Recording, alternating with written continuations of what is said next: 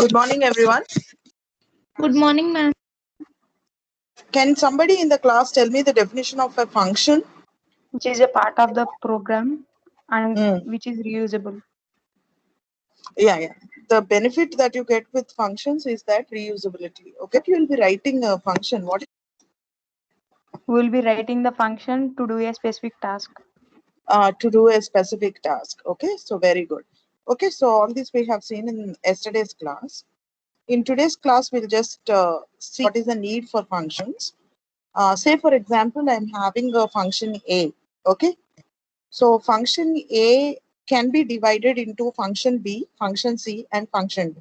Say that function A is having some 3 tasks to do. Okay, so rather than writing all these 3 tasks in function A, making it a very lengthy program, I can divide these tasks into 3 functions. Like I can put one specific task in function B, another specific task in function C, and another specific task in function D.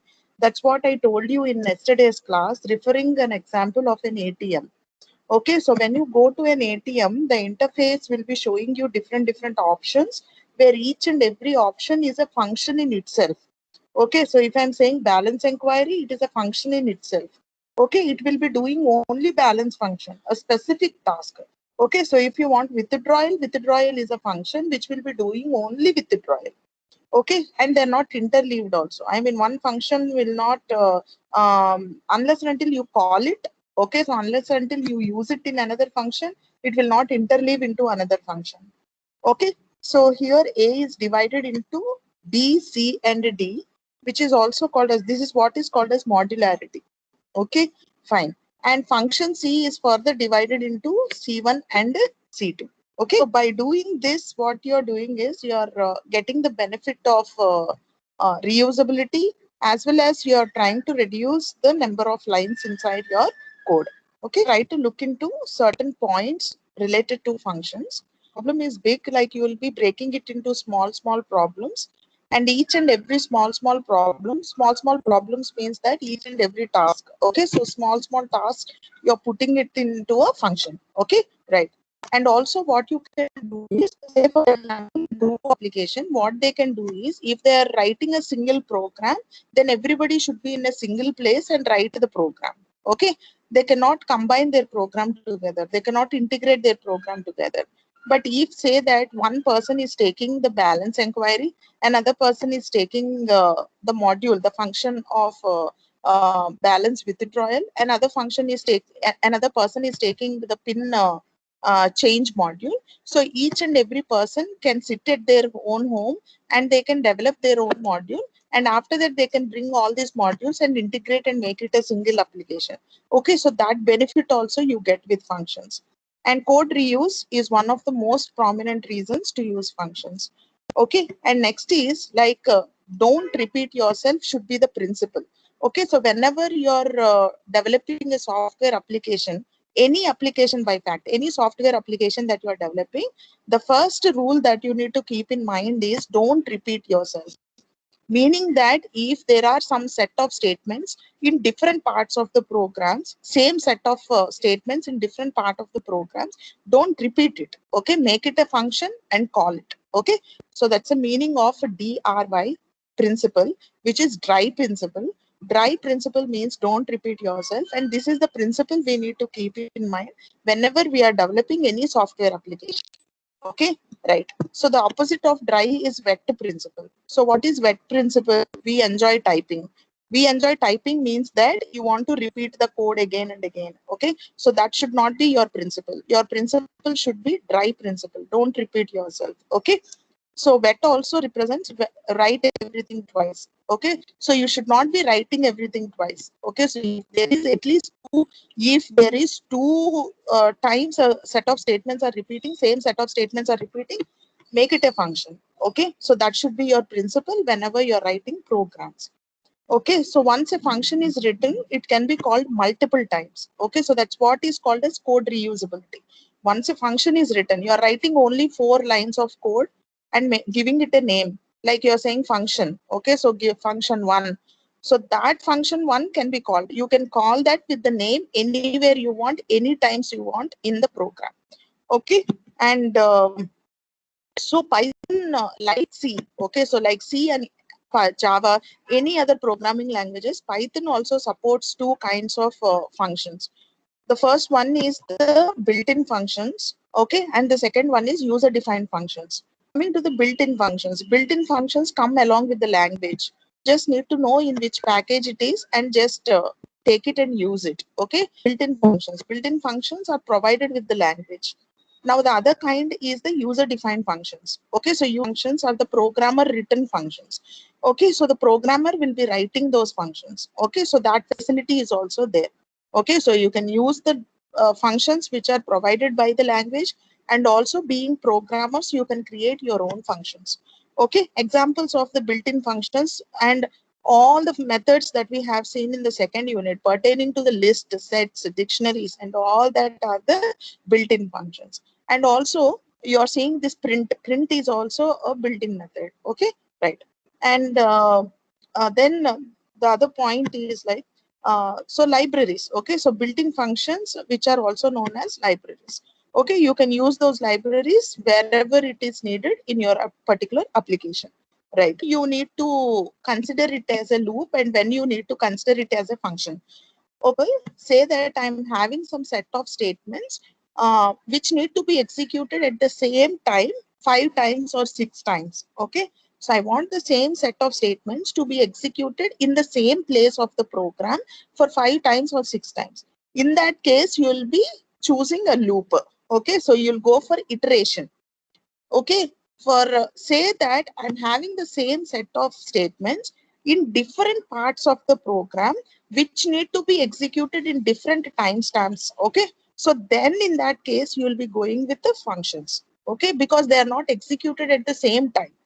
They are executed whenever needed in the program and in different parts of the program. So in that case, you will be choosing a function. I hope everybody understood when to go for iteration and when to go for functions. Is it clear to my class? Yes, ma'am. Yes, ma'am. Okay, so let's look into function declaration and function definition. Okay, so we know that if a function, okay, so there are two functions, say function f and function g. Okay, so f is known as calling function and g is called as called function. Okay, so the function which is calling is called as the function in which the function call is there. Okay, so that function is called as the calling function, and the function which is called as the called function. Okay, in call you can also send some arguments. Okay, so you can also send some arguments, so those are called as, you can send some values to the function. Okay, so the calling function can give some values to the called function. Okay, so those values are known as arguments or parameters. Okay, so those are called as arguments or parameters. Now, the list of variables that are used in the function call are known as actual arguments or actual parameters list. The list of variables that are there in the function declaration, they are called as the formal arguments or formal parameter list, right? So the actual parameter list may contain the variable names. Okay, so it can have the variable names. It can also have expressions, or it can also have constants. Okay, expressions like 5 plus 2 or 2 into 8 or any expression you can give. Or you can simply declare a variable x is equal to 10 and pass x over there. You can also pass a list. Okay, you can also pass it to, you know, all this. Okay, and also it can also contain constants. Directly you can pass a constant. Okay, function f is calling function g. It is calling this function g because it wants this function g to do some specific task for it. Okay, so it wants this function g to do a specific task. So that specific task is done by function g, and it may or may not return a return type. Okay, so sometimes it, after performing the specific task, it may give a return result. Okay, so it may give the result to the calling function, or it may print the result in itself. Okay, so both the ways are valid. Okay, and also the calling function may or may not pass parameters to the called function. Okay, so that it has to pass these actual parameters. If it needed, it will pass. Okay, right. Declaration is a statement that identifies a function with its name. Okay, in called, it is simply saying fun. Okay, so it is the name of the function and it is telling the program control that I want to execute fun. So there's the control now should go to fun, right? So identifying, say that there are 2-3 functions in your program. One is fun and the other one is fun1 and fun2 and all that. Okay, so there are 3 or 4 functions in your program. How your interpreter will identify which fun to go, because it has asked fun. So the function statements should always precede with the function name. Okay, so with this function name, it will identify that this is the function which is called. Okay, and what do the function definition consist? The function definition consists of a function header followed by the body of the function containing the statements or executable code for that function. Okay, name of the function. Okay, so the name of the function should follow anything, but it should be following the rules of the identifier. Okay, so you know all the rules of an identifier, right? It should not start with a digit and all that. So all that rules that you are following to declare a variable, okay, so all that rules are applicable even to the functions. Okay, right. We should be keeping all these 10 points in mind. Okay, function block starts keyword def. Okay, definition should definitely start with the def keyword. Okay, because this will say that this is a function. You don't have this kind of keywords for the functions in C programming, but here in Python you do have a keyword associated with the functions. So you'll be saying after the definition, you should be following with the function name and the parenthesis. Okay, so the DEF is followed and all the letters in DEF are in lowercase only. Okay, so there should not be any. You have to give the function name followed by parenthesis. Okay, after the parenthesis, a colon is placed. Okay, and this is what I'm talking about. And to name your function, you should be following the identifier rules. And parameters or arguments that a function accepts are placed within the parenthesis. Okay. So without parameters. Okay, so if there are no parameters, then simply there will be parentheses and a column. Okay, if it is having parameters accepting from the function, from the calling function, then there should be some formal arguments over here.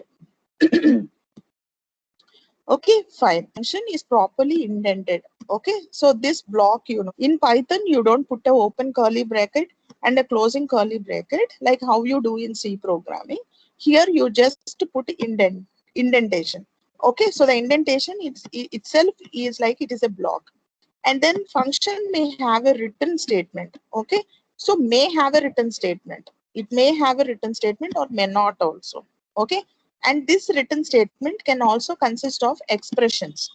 Okay, so the written statement can also consist of expressions. The written statement is optional. That's what I told you. It may or may not be there. The written statement with no arguments is same as written none. Okay, so you can also simply put written over here and leave off. Okay, so you can also say written and leave off. Okay, even if you put written or you don't put written inside your function block, it will written none for you. Okay, so you know this none, right? Okay, so it will written this none. We can assign a function name to a variable. This is one point which you didn't see in your C programming. Okay, so what you can do, we can assign a function name to a variable. Okay, I can assign the function name to a variable and we can call that function using the name of the variable. This is like creating alias. Okay, I can put the function name in a variable and I can call that function using the name of the variable. Now I can call the function using the variable, okay, to which the function name is assigned. And the last point is the first statement of a function can be a comment. This is optional. The first statement of a function. So it is always a good practice to the programmer that he or she always put a comment before the function or inside the function. Okay, which is also called as the documentation string. Why we are putting is the purpose of the function. We are saying that the function is doing a specific task. If it is doing balance inquiry, then say that this function takes the account number and retrieves the amount inside the account of a customer and returns that to the calling function. Okay, so give some definition, give some, give the description in the comments. Okay, so the description of the function includes the specific task the function is performing. Okay, and this is optional. If you want to, you will put it, else you don't put it. If it is a small program, then you don't need to put the comments. But if it is an application, you're developing an application which is a lengthy one, then not to get confused between functions, you will be describing the function, the purpose of the function in the comments. Okay, right. So see here, so this is the syntax of your function definition. Okay, so I just have put def over here and then followed by the function name and then parentheses, and then you can see finally a colon over here. Okay, and then these variables, variable 1, 2 and till variable n, all these are optional. Okay, so if the function is taking any values, then you will be giving, else it will be without arguments. And this first line till the colon is called as function header. Okay, so this first line, which I have put it in green color. Okay, so that line is called as function header. Okay, and inside the function, you can see that I have put some indentation over here, representing that it is the block. Okay, so it's the body of the function. Okay, inside the code block of the function, the first is I have put a documentation string. Even if it is optional, it is good practice that you give this documentation string, which is nothing but comments describing the functionality of the function. Okay, after that, followed by that, so I'm having the statement block wherein I'll be writing my code. Okay, so for what this function is defined, I'm writing all that code inside this statement block. It can be one statement or two statements or three statements, whatever it is, I'm writing that statements over here. Okay, and that's why I said statement block. Okay, right. And then finally, I'm returning something to the calling function. This is optional again, which as I already told you in the points. Okay, so the return can be there or may not be there. I can simply put a print statement and print the result inside the function itself. Even that is possible. Okay, even that is valid. So all these three lines over here that I told you is nothing but the function body. Okay, so the first line wherein you are giving the def function name and the variables and a colon. So that is a function header, and the inside the function body, what all you're giving, so that is called as the function body. Okay, right. So is it clear? Yes, ma'am. Yes. Okay, so this is calling a function wherein function 1 is calling of wherein the main function, okay, is calling function 1. As soon as function 1 is called, the control goes to the function 1 and executes all the code in the function 1 and then return to the immediate next statement after the function 1. Okay, right. See, this is function calling other functions. Okay, so inside function 1, I can make a call to function 2. The control goes to function 2. Inside function 2, I am calling function 3.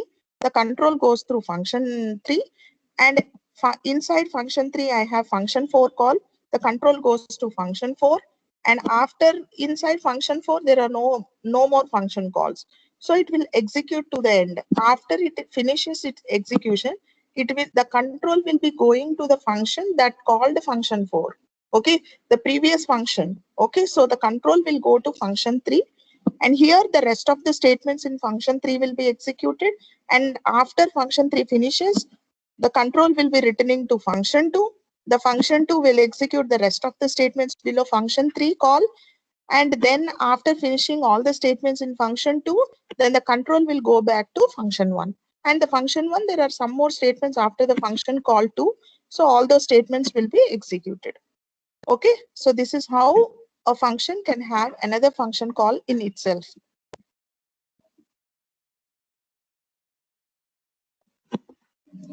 Okay, herein you can see that I'm calling this function 1 twice.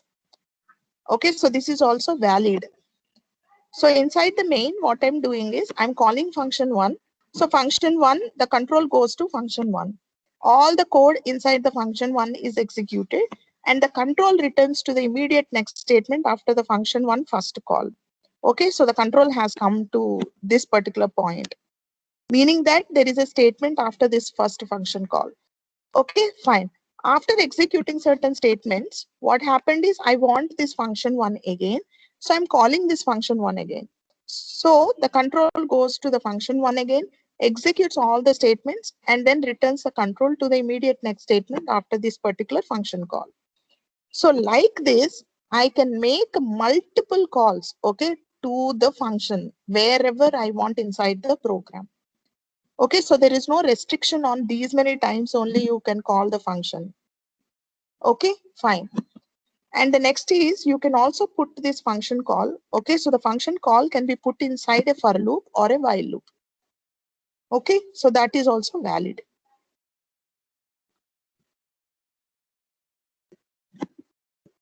So let us look into the concept how to make a function call. Okay, right. Once the function is written, it can be executed by calling it. You're writing a function for a purpose. And after finishing writing your function, then the function is ready for execution. And you can call this, you can use this function only by calling it. The function call statement invokes the function. The function call statement is in the previous case, this is the function call statement. I'm saying fun1, right? Function1, right? So this is the function call statement. Okay, what happens? The function call statement invokes the function. Invokes the function means that going to the function and executing the function or calling the function. Invokes means that bringing it, okay, and executing the function. When a function is invoked, the program control jumps to the called function. So the control jumps to the called function. After executing the called function, the program control comes back to the calling function, which I already explained you in the previous slides. Now let us look into the syntax for calling a function. Okay, to call a function, what you have to do, so this statement will be in the calling function. The statement, the syntax for the call, for the function call, right? So this particular statement will be there in the calling function. So how the calling function should call a function. Okay, so that's what we are seeing over here. So it should be giving the function name and then followed by the arguments. If it need, okay, so if it want to pass arguments, it will pass arguments. Else it can simply just call the function. Okay, for function name followed by the variables. Now these variables, variable 1, 2, and n till n, all these are called as the actual parameters. The parameters or the values or the variables that are there in the function call are called as actual parameters. Okay, and the next point is the function name and the number of arguments in the function call must be same as given in the function definition. So say that in the function call, I am saying 2, 5. I am saying fun1, okay, and then I am saying 2, 5, meaning that I am having two arguments. I am passing two arguments. This 2, 5 is nothing but the actual parameters. 2, 5 because it is there in the function call.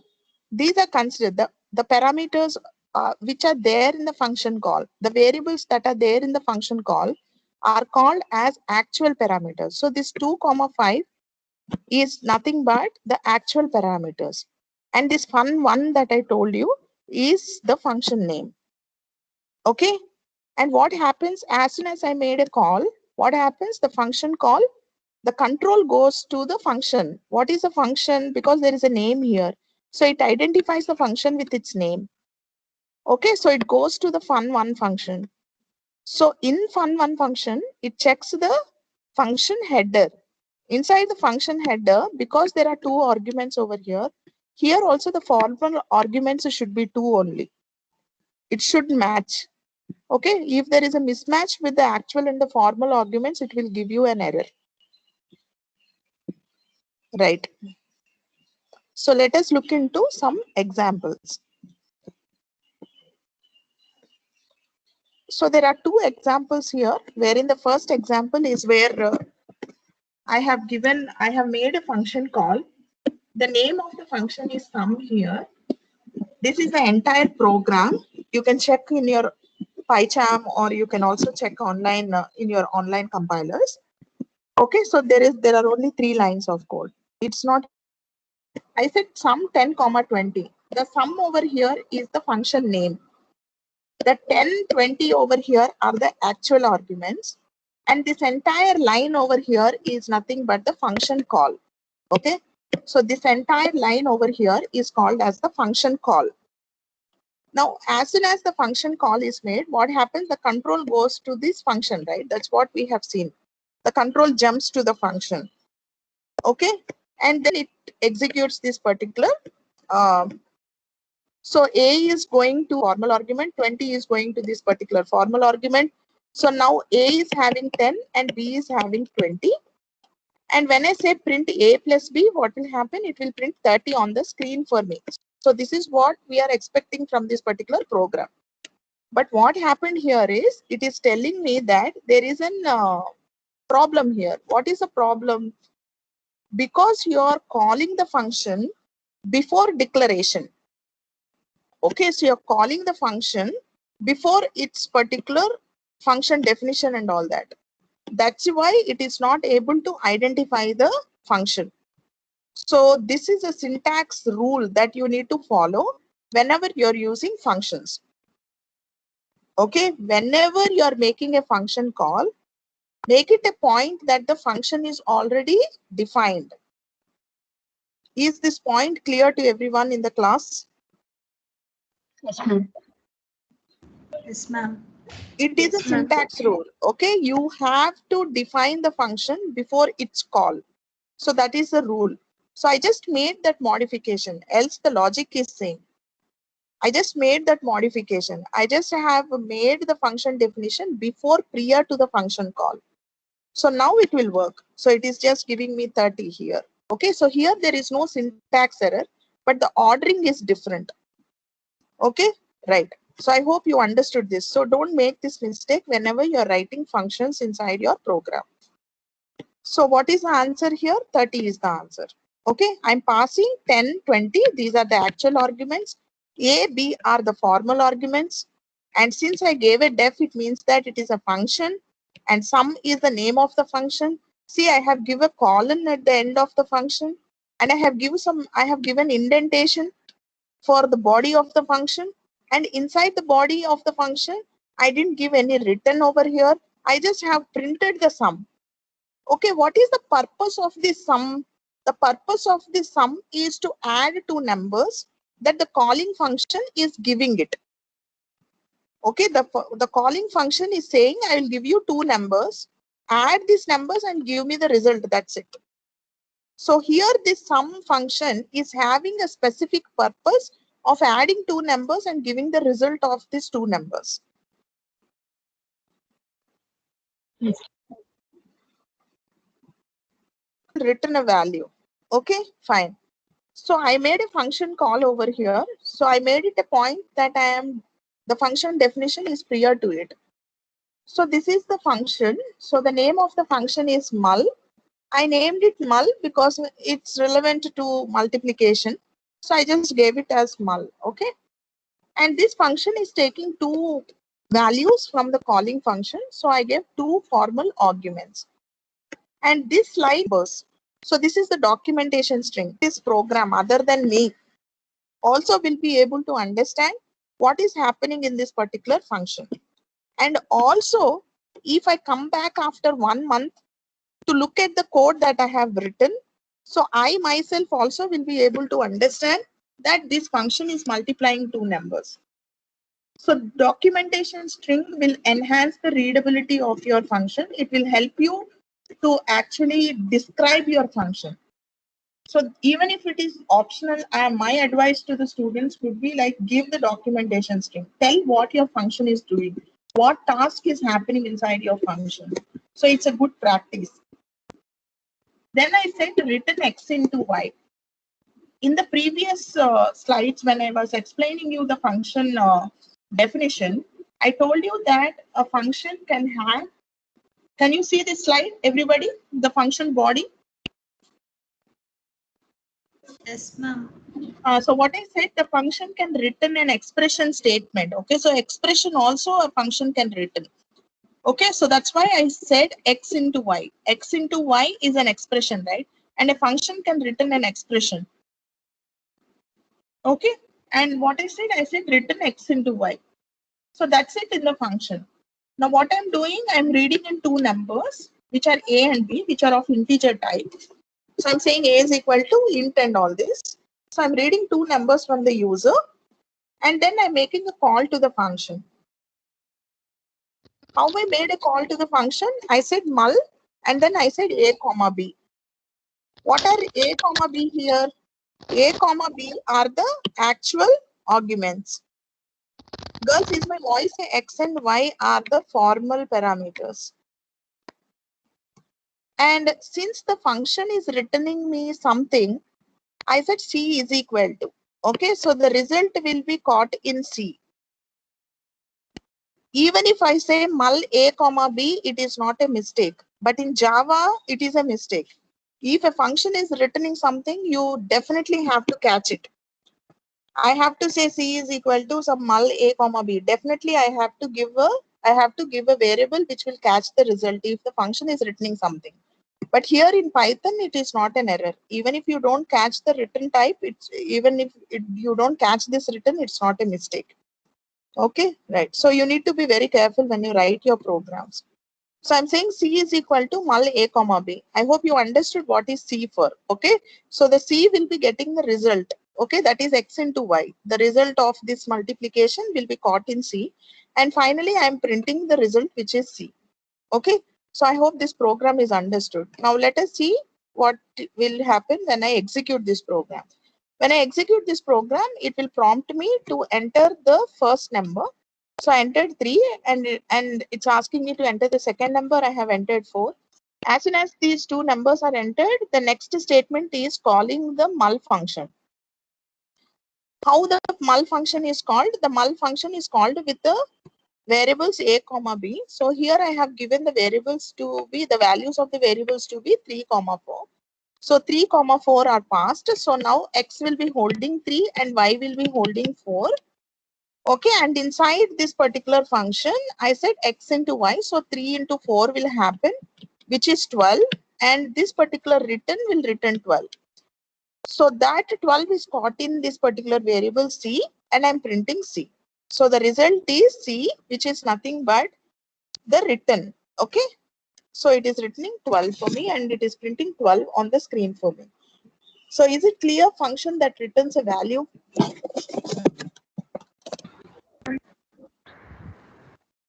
If you want.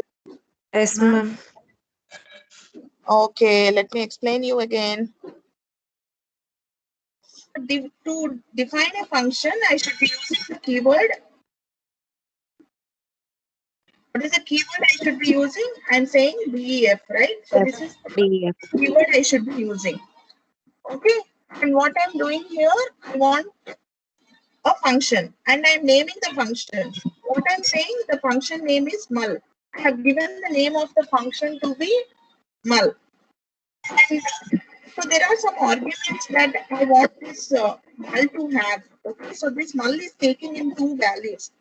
So what I'm doing, I'm giving some variables over here. So which is a comma b. So say that I'm taking a comma b. And after this, I need to give a column, right? So I have given a column. Is this line clear to everyone? Yes, ma'am. So in the next line, so you can see that as soon as I have given def, so it is automatically giving me the indentation. Okay, if it is not giving, you have to take the indentation. So what I want this function to do, I want this function to multiply these two numbers, okay, a and b, and return the result, okay, to the calling function. So I am simply saying I am using the return over here. I am saying return. Okay, what I should do? I should be doing A into B, right? I'm saying written A into B. Is this line clear?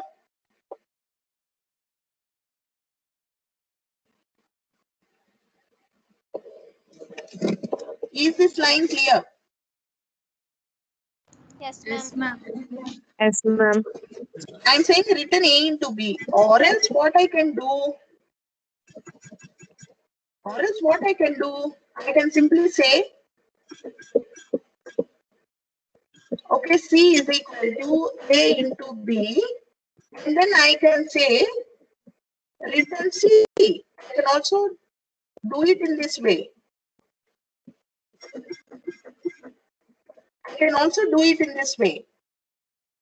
Okay, because the written in Python supports expressions, I can also say written A into B directly.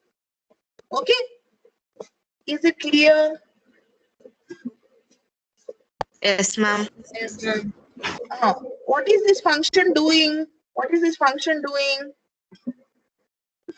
Function is multiplying two numbers. So herein I am putting some comments. Okay, so herein I am putting some comments saying what the function is for.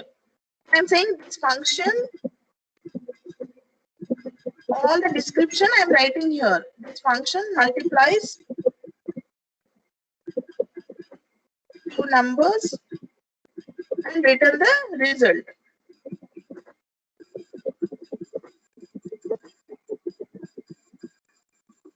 Now is the function definition and the body clear to everyone? Yes, ma'am. Okay, now to call this function, so I'm coming back to the original program, main program. So I finished giving the function definition. Okay, now to call this function, I need A and B, right? So I'm taking in a variable which is x is equal to, so I'm saying int of, I'm taking it as an input from the user. Okay, so say that I'm not taking the input from the user. What I can do, I can simply say R is equal to null, and directly I can pass the values 4, 5. Can I do this? Yes, absolutely I can do this. Okay. Why I put R in front of this function call? Because this function is returning something and I want to catch the result. So to catch the result, I am putting R is equal to. Okay, so the result will be in R now. Okay, and after that, I'm printing this R. I'm saying print, and then I'm saying the result is, or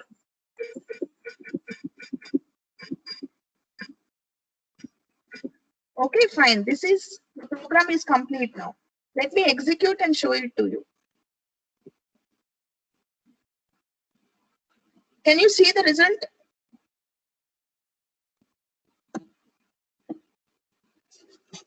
Can you see the output, girls, on the screen? Yes, ma'am. Yes, ma'am. So I have given 4, 5. I have passed 4 and 5. And what it is doing?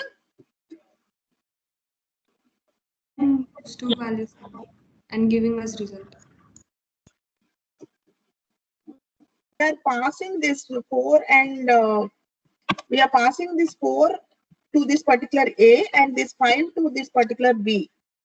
Okay. And this A will take 4, B will take 5. It will do multiplication and this C will be having the result of this 4 and 5, which is 20. And it is returning this 20 to this particular function. And here, since this is returning something, I need a variable here to catch that result. So I said R is equal to mul 4, 5. Okay, I said R is equal to. And then I'm saying I want to print the result. The result is 20. Okay. So is it clear to everyone in the class? Yes, ma'am. Yes, ma'am. So the program is like this, na? So what I'm doing is, according to the syntax, you have to give the function definition and then the function call, right? So what I'm doing is, I'm just taking off this function call and I'm putting it before the function definition. I just have put it before the function definition. So let us try to execute and see what will happen. Okay, when I execute it, what it is saying that name error, name mul is not defined. Okay, so the rule is that, the syntax rule is that You have to write the function and then only you have to make the function call. Is it clear? Yes, ma'am. Right. So let us look into the program wherein I am not giving any return type. So we have seen a program wherein there is a return type, and now I'll be writing a program wherein there is no return type. Okay, I'm not taking any return over here, but I simply can write a print statement here, and I can say print the result is, and this thing I can write over there.